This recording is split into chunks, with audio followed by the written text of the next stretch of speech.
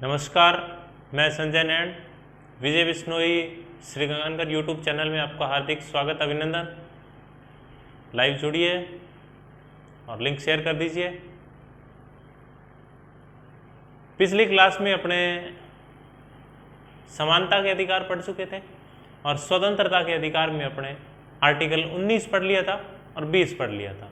दो अनुच्छेदों की बात अपने कर चुके थे और समानता के अधिकार में दो अनुच्छेद अभी बाकी हैं। आर्टिकल 20 तक अपने दोष सिद्धि के संबंध में संरक्षण वहां तक अपने बात कर चुके थे। अब अनुच्छेद 21 की बात करनी है। आर्टिकल 21 जो है प्राण व दैहिक स्वतंत्रता की बात करता है। प्राण व दैहिक स्वतंत्रता की बात करता है आर्टिकल 21। प्राण व दैहिक स्वतंत्रता या जीवन जीने का अधिकार। जीवन जीने का अधिकार जो है आर्टिकल 21 जीवन जीने के अधिकार की बात करता है और जीवन जीने का अधिकार जो है अनुच्छेद 21 सुप्रीम कोर्ट इस अनुच्छेद के अंदर लगभग 60 प्रकार की स्वतंत्रताओं का उल्लेख करता है। सामान्यतः अलग अलग निर्णयों के अंदर सुप्रीम कोर्ट ने फैसले अलग अलग मामलों के अंदर ये फैसले दिए हैं। इस प्राण व दैहिक स्वतंत्रता या जीवन जीने के अधिकार की व्याख्या की है। 60 से अधिक प्रकार की स्वतंत्रताएं इसके अंदर शामिल है। एक मामला हुआ मेनका गांधी बनाम भारत संघ। मेनका गांधी बनाम भारत संघ 1978। इस मामले के अंदर सुप्रीम कोर्ट ने कुछ महत्वपूर्ण निर्णय दिए जीवन जीने के अधिकार से संबंधित। मेनका गांधी संजय गांधी की वाइफ मेनका गांधी, जब इंदिरा गांधी सरकार द्वारा आंतरिक अशांति के आधार पर आपातकाल की घोषणा की गई और जब आपातकाल 1977 में समाप्त होता है और बाद में जब चुनाव होते हैं और भारत के प्रधानमंत्री बनते हैं मोरारजी देसाई, प्रथम गैर कांग्रेसी प्रधानमंत्री बनते हैं, उस समय गांधी परिवार को यह शंका हुई, उनको ये डर लगा कि हो सकता है अब ये सरकार हम पे मुकदमे चलाए, हमें जेल में डाल सकती है। इस प्रकार की उनकी कुछ शंका थी। भारत सरकार ने मेनका गांधी का पासपोर्ट जब्त कर लिया। मेनका गांधी सुप्रीम कोर्ट पहुंची। सुप्रीम कोर्ट के अंदर उन्होंने याचिका दायर की और सुप्रीम कोर्ट ने कहा कि सर मेरा पासपोर्ट जो है वो सरकार ने जब्त कर लिया है और मैं जो है वो विदेश जाना चाहती हूं और मेरे मूल अधिकारों का हनन हो रहा है।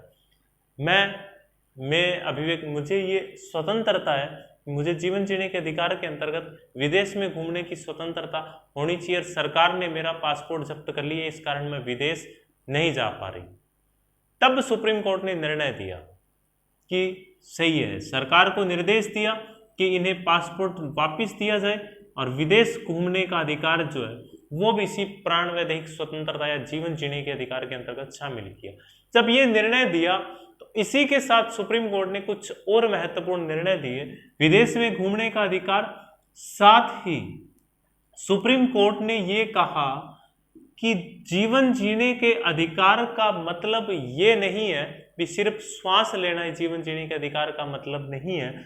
जीवन जीने के अधिकार का अर्थ गरिमामय जीवन जीना है। गरिमामय जीवन जीने का अधिकार जो है वो गरिमामय जीवन यापन करने की बात करता है। सुप्रीम कोर्ट ने इस निर्णय के अंदर कहा कि व्यक्ति गरिमामय जीवन भी जिए। और भी अनेक महत्वपूर्ण निर्णय सुप्रीम कोर्ट ने इस मेनका गांधी बनाम भारत संघ मामले में दिए। सुप्रीम कोर्ट अलग अलग मामलों में समय समय पर एक एमसी मेहता थे। एमसी मेहता सुप्रीम कोर्ट के अंदर अनेकों याचिकाएं उन्होंने पर्यावरण संरक्षण के लिए लगाई है और पर्यावरण संरक्षण के अंदर जितने भी सुप्रीम कोर्ट के अंदर केस चल रहे हैं उनमें एमसी मेहता का नाम प्रमुखता लिया जाता है। एमसी मेहता ने याचिका लगाई कि सर वातावरण बहुत प्रदूषित हो चुका है, नदियों के अंदर ये जो कचरा डाला जाता है, फैक्ट्रियों से जो गंदी जहरीली जो गैसें वगैरह निकलती है वो यहाँ पे आती है, इनसे सारा हमारा सिस्टम जो है वो दूषित हो रहा है। तब और ये हमारे जीवन जीने के अंतर्गत शामिल होना चाहिए। तब सुप्रीम कोर्ट ने निर्णय दिया कि बिल्कुल सही है, सुप्रीम कोर्ट ने ये निर्णय दिया कि पर्यावरण संरक्षण जो है वो भी हमारे जीवन जीने के अधिकार के अंतर्गत शामिल है। नागरिकों को शुद्ध हवा मिलनी चाहिए, शुद्ध भोजन, शुद्ध पानी, शुद्ध वातावरण उनको उपलब्ध करवाया जाना चाहिए। तो एमसी मेहता मामले में पर्यावरण संरक्षण की बात की गई सुप्रीम कोर्ट के द्वारा। इसी प्रकार जो है वो निजता का अधिकार दिया गया सुप्रीम कोर्ट के द्वारा। निजता का अधिकार जीवन जीने के अधिकार के अंतर्गत ही शामिल किया गया। निजता के अधिकार के अंतर्गत अपने किसकी बात करते हैं? तो निजता का अधिकार जो है वो हमारी निजी जानकारियों के बारे में बताता है कि हमारी जो निजी जानकारियां हैं वो हमारी इच्छा के बिना कहीं भी शेयर नहीं किया जा सकता। तो वो निजता का अधिकार, सार्वजनिक फांसी के विरुद्ध अधिकार, हथकड़ी लगाने के विरुद्ध अधिकार, उनसे संबंधित ये प्रावधान, नींद लेने का अधिकार, ये सारी चीजें इसी के अंतर्गत शामिल है आर्टिकल 21 में। नेक्स्ट अपना है आर्टिकल 21A। आर्टिकल 21A जो है 21A जो है शिक्षा के अधिकार की बात करता है। शिक्षा का अधिकार, शिक्षा का अधिकार आर्टिकल 21A 86वें संविधान संशोधन के द्वारा, 86वें संविधान संशोधन 2002 के द्वारा 21A जोड़ा गया। और इस शिक्षा के अधिकार के अंतर्गत 86वें संविधान संशोधन 2002 के द्वारा जब इसको जोड़ा गया और इसमें यह प्रावधान किया गया 6 से 14 वर्ष के बच्चों के लिए अनिवार्य व निःशुल्क शिक्षा का प्रावधान हो। 6 वर्ष के बच्चों के लिए अनिवार्य व निःशुल्क शिक्षा का प्रावधान आर्टिकल 21 में किया गया। एक क्वेश्चन है आपसे, कमेंट बॉक्स में जवाब दीजिए। शिक्षा के अधिकार से संबंधित प्रावधान मूल अधिकारों के अलावा संविधान में कहां पर किए गए? कमेंट बॉक्स में जवाब दीजिए। शिक्षा के अधिकार का उल्लेख मूल अधिकारों के अलावा संविधान में कहां किया गया?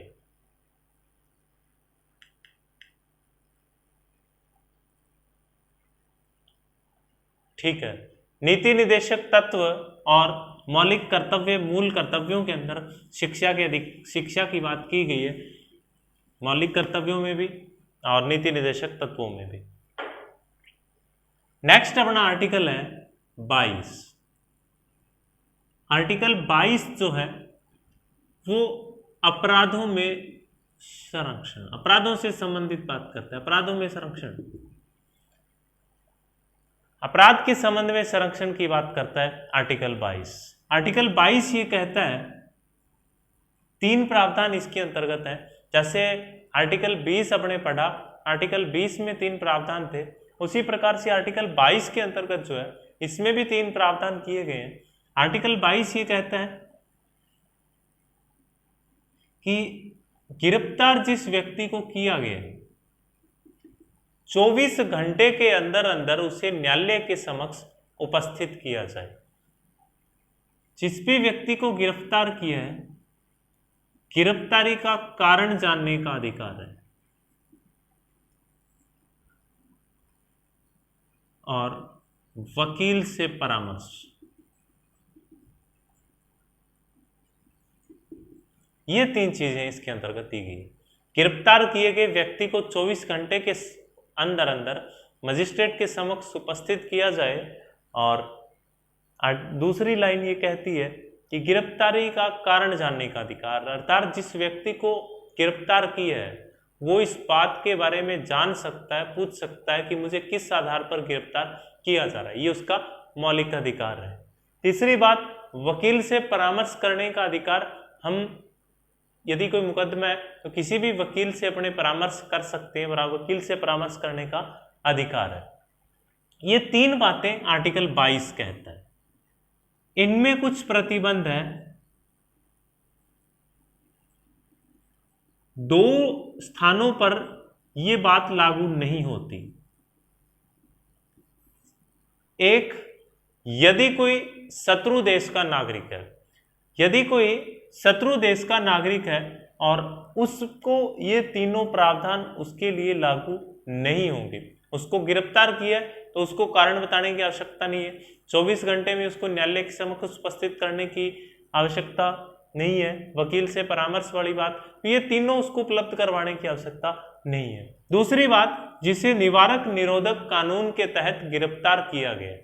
निवारक निरोधक कानून के तहत जिस व्यक्ति को फॉर एग्जाम्पल के लिए जैसे टाटा एक्ट है, पोटा एक्ट है, रासुका है, तो इनके तहत जिसको गिरफ्तार किया गया है, आतंकवाद निरोधक अधिनियमों के तहत जिनको गिरफ्तार किया गया है, उन व्यक्तियों को ये मौलिक अधिकार उनको प्राप्त नहीं होंगे, ये प्रावधान उनके लिए नहीं है।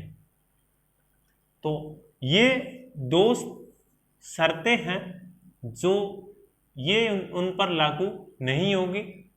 24 घंटे के अंदर न्यायालय के समक्ष उपस्थित करने वाली, गिरफ्तारी का कारण जानने का अधिकार, और तीसरी बात है वकील से परामर्श करने का अधिकार।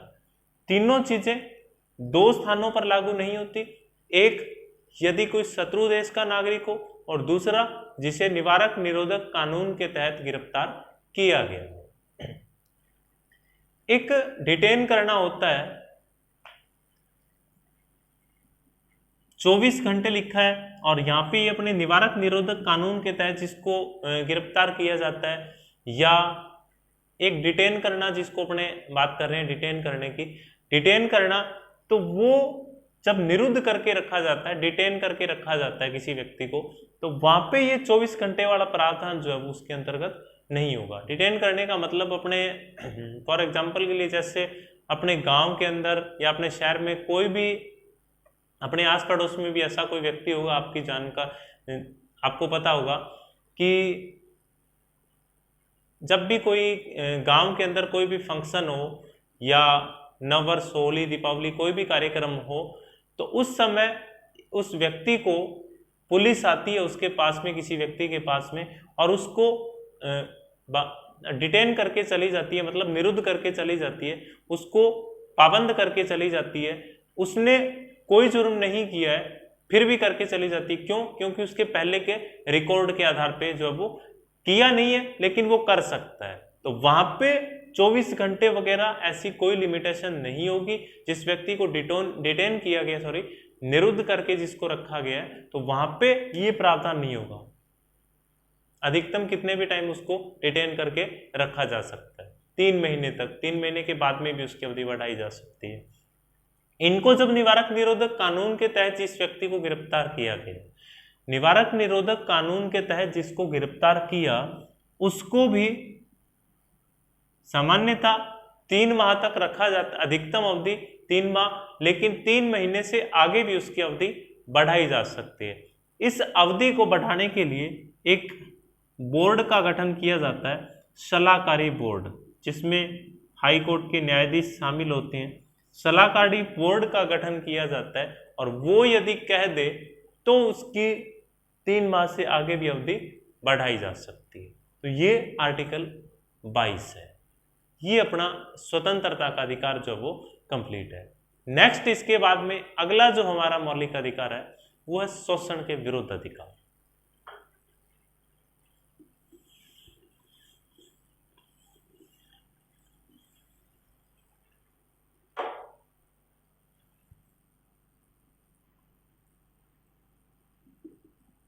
शोषण के विरुद्ध अधिकार,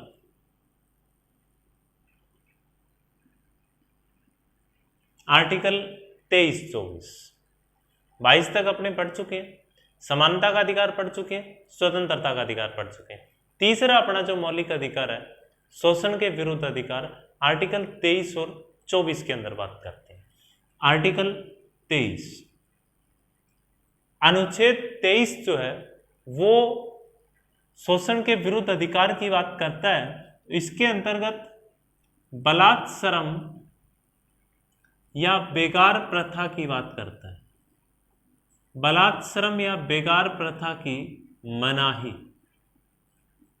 बलात्सरम या बेगार प्रथा पर मनाही की बात करता है आर्टिकल 23। अनुच्छेद 23 कहता है कि बेगार प्रथा, बलात्सरम या बेगार प्रथा पर बैन।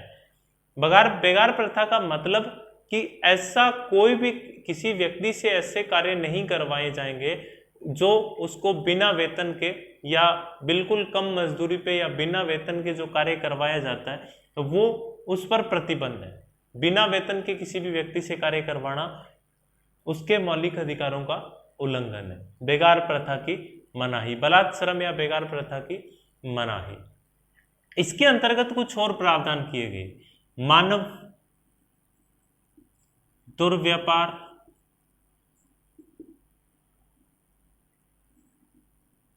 वेश्यावृत्ति,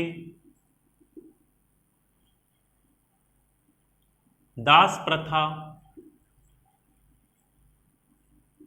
देवदासी प्रथा का अंत। अनुच्छेद 23 के अंतर्गत ये बातें हैं। मानव दुर्व्यापार, वेश्यावृत्ति, दास प्रथा, देवदासी प्रथा, इन प्रथाओं का अंत किया गया। मनुष्य की खरीद बिक्री नहीं की जा सकती, कोई शारीरिक व्यापार नहीं कर सकता। दास प्रथा का अंत किया गया। और देवदासी प्रथा, ये जो भी किसी भी मंदिर या कोई भी धार्मिक स्थान है, उस धार्मिक स्थानों के अंदर किसी भी ऐसी परंपरा थी कि धार्मिक स्थानों के अंदर किसी भी एक महिला को वहां पे नृत्य करने के लिए रखा जाता था। तो इस प्रकार की जो परंपराएं, उन पर बैन कर दिया गया उनको। तो वो चीजें आर्टिकल 23 के अंतर्गत है। आर्टिकल 24 जो है, आर्टिकल 24 14 वर्ष से कम आयु के बच्चों की बात करता है।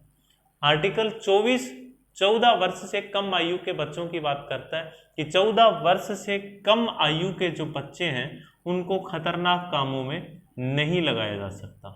14 वर्ष से कम आयु के बच्चों को खतरनाक कामों में नहीं लगाया जा सकता। तो ये बात करता है आर्टिकल 24, 14 साल से कम आयु के बच्चों को खतरनाक कामों में नहीं लगाया जा सकता। आर्टिकल 23 बलात्श्रम या बेगार प्रथा की मनाही की बात करता है। बलात्श्रम या बेगार प्रथा का अर्थ क्या है? तो बिना वेतन के किसी व्यक्ति से कार्य करवाना बेगार प्रथा कहलाता है। आर्टिकल 23 के अंतर्गत ही मानव दुर्व्यापार, वेश्यावृत्ति, दास प्रथा, देवदासी प्रथा, इनका अंत किया गया।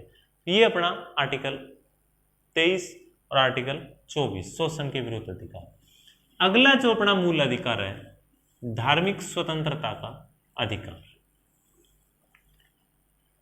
धार्मिक स्वतंत्रता का अधिकार।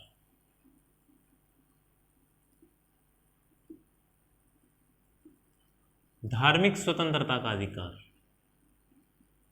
आर्टिकल 25 से 28 तक अपने धार्मिक स्वतंत्रता के अधिकार की बात करते हैं। अनुच्छेद 25, अनुच्छेद 25 जो है, अनुच्छेद 25 कहता है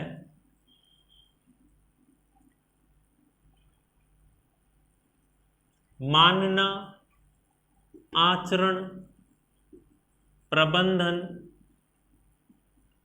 अंतःकरण। अनुच्छेद 25 किसी भी धर्म को मानना। हम किसी भी धर्म को मान सकते हैं, किसी भी धर्म में आस्था रख सकते हैं। आचरण, हम किसी भी धर्म से पूजा अर्चना करने का, हमारा जो आचरण करने का तरीका धर्म से संबंधित, उसकी बात करता है। प्रबंधन, हम हमारा कोई भी धार्मिक प्रबंधन कर सकते हैं, उसकी बात करता है। और अंतःकरण, हम अंतर रूप से, आंतरिक रूप से किसी भी धर्म को स्वीकार कर सकते हैं। यदि किसी, जरूरी नहीं है जिस धर्म में जन्म हुआ उसी धर्म में मृत्यु हो, ये बात कहता है आर्टिकल 25 इस बात की। अंतःकरण की स्वतंत्रता, यानी अपनी इच्छा से, स्वेच्छा से, धर्म परिवर्तन के आधार पर नहीं, स्वेच्छा से यदि कोई व्यक्ति एक धर्म को छोड़कर दूसरे धर्म में जाना चाहता है तो अनुच्छेद 25 उसको इस बात की इजाजत देता है। ये बात कहता है आर्टिकल 25।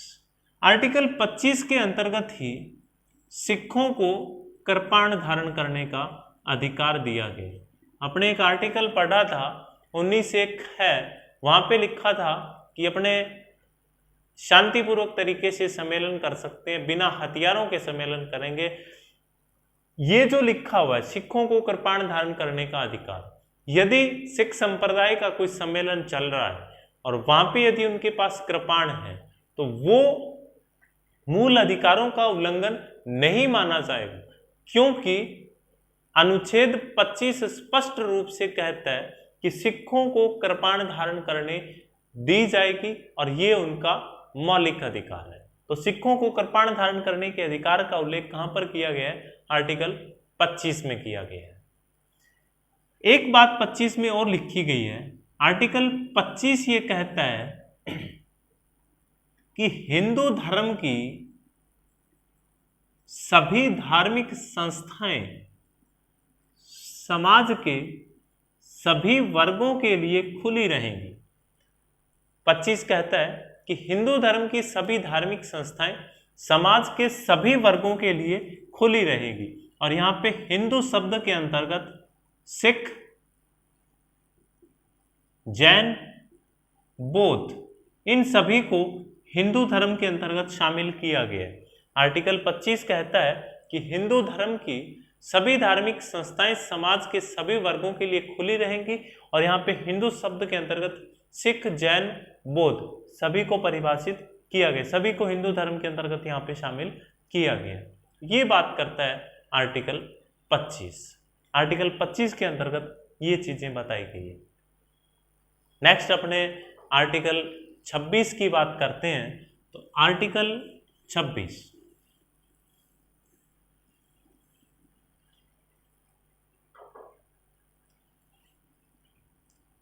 आर्टिकल 26 जो है धार्मिक संगठन का निर्माण या धार्मिक संस्था की स्थापना या संगठन का निर्माण,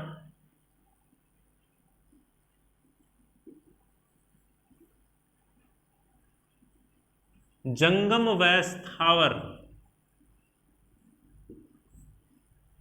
संपत्ति अर्जित करना, प्रबंधन देखना,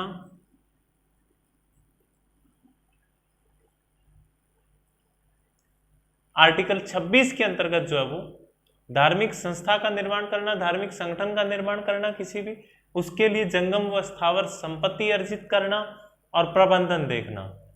उस जो धार्मिक संगठन का निर्माण किया है उसका प्रबंधन करना, उसके लिए किसी भी कार्यक्रमों का आयोजित करना या उसके लिए प्रबंधन देखना उस धार्मिक संगठन का। तो ये बात कहता है आर्टिकल 26। धार्मिक संगठन जंगम व स्थावर, जंगम और स्थावर संपत्ति का मतलब यहां पर चल व अचल संपत्ति से, चल व अचल संपत्ति अर्जित करना आर्टिकल 26 ये कहता है कि वो अपने धार्मिक संगठन के लिए चल व अचल संपत्ति खरीद सकता है। आर्टिकल 27 जो है, आर्टिकल 27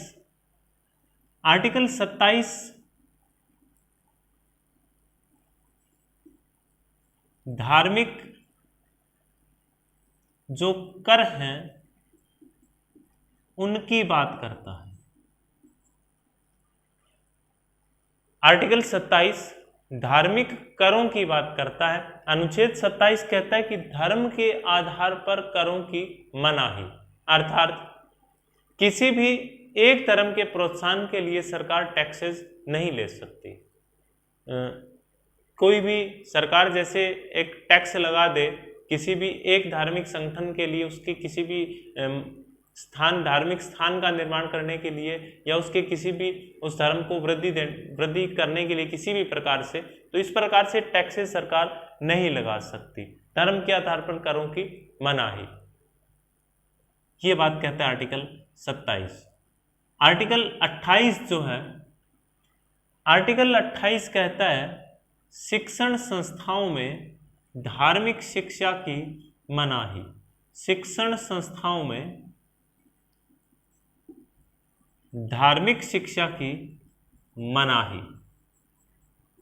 शिक्षण संस्थाओं में धार्मिक शिक्षा की मनाही की बात करता है। आर्टिकल 28 ये कहता है कि शिक्षण संस्थाओं में धार्मिक शिक्षा नहीं दी जा सकती, और जो निजी शिक्षण संस्थाएं हैं वहाँ पे धार्मिक शिक्षा दी तो जा सकती है, परंतु किसी भी व्यक्ति को वहां पे धार्मिक शिक्षा ग्रहण करने के लिए बाध्य नहीं किया जा सकता।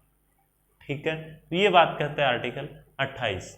आर्टिकल 25 से 28 तक हमने धार्मिक स्वतंत्रता की बात की है। अनुच्छेद 28 जो है वो शिक्षण संस्थाओं में धार्मिक शिक्षा की मनाही की बात करता है। आर्टिकल 27 कहता है कि धर्म के आधार पर टैक्स नहीं लगाया जा सकता, और आर्टिकल 26 जो है वो किसी भी धार्मिक संगठन की, धार्मिक संस्था की स्थापना करना, उसका प्रबंधन देखना, उसके लिए चल अचल संपत्ति अर्जित करने की बात करता है। आर्टिकल 25 जो है अंतःकरण की स्वतंत्रता की बात करता है कि आंतरिक रूप से हम किसी भी धर्म को स्वीकार कर सकते हैं, किसी भी धर्म को मान सकते हैं। सिखों को कृपाण धारण करने का अधिकार जो है वो भी आर्टिकल 25 के अंतर्गत दिया गया। और ये जो हम किसी भी धर्म को मान सकते हैं, उसकी पूजा अर्चना, उसका प्रचार प्रसार करने का अधिकार, ये सारी चीजें आर्टिकल 25 के अंतर्गत दी गई है। एक बात आर्टिकल 25 से संबंधित हो रहा है, आर्टिकल 25 पर लोक व्यवस्था,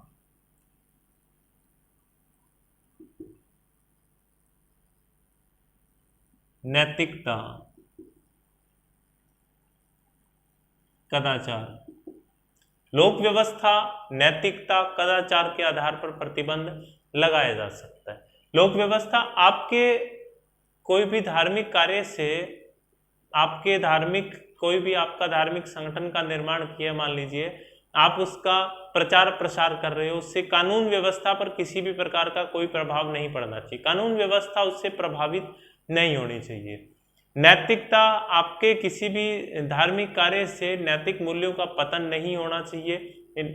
कदाचार, कदाचार शिष्टाचार वैसे सामान्यतः इनको कोई स्पष्ट रूप से परिभाषित नहीं किया गया, लेकिन मतलब इनका ये है कि ऐसी कोई भी समाज में व्याप्त बुराई जो है वो दूषित चीजें न फैले, उसको कदाचार माना गया है। तो कोई